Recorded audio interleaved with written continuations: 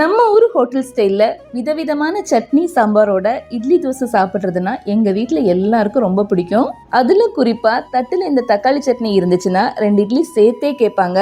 அதுக்கு இன்னைக்கு நான் ஏற்கனவே சட்னி சாம்பாரெல்லாம் பண்ணி வச்சுட்டேன். அடுத்து நான் தக்காளி சட்னி தான் பண்ண போகிறேன். தக்காளி சட்னி செய்ய கடாயில் கொஞ்சமாக எண்ணெய் விட்டு 1 டேபிள் ஸ்பூன் உளுந்தையும் காரத்துக்கு ஏற்ற மாதிரி 7-8 காஞ்ச மிளகாவையும் வறுத்து எடுத்துக்கலாம்.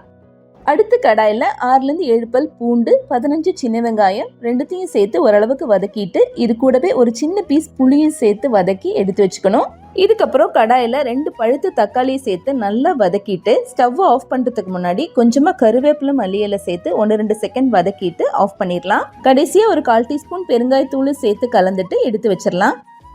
அரைக்கும் போது உளுந்தையும் மிளகாவையும் ஃபர்ஸ்ட் அரைச்சி எடுத்துட்டு மற்ற பொருட்களோட உப்பையும் சேர்த்து அரைக்கணும். தாளிக்க கடுகு கருவேப்பிலையோட கொஞ்சம் மல்லி இலை பெருங்காயத்தூள் சேர்த்து தாளிச்சு கொட்டனா அருமையான தக்காளி சட்னி ரெடி.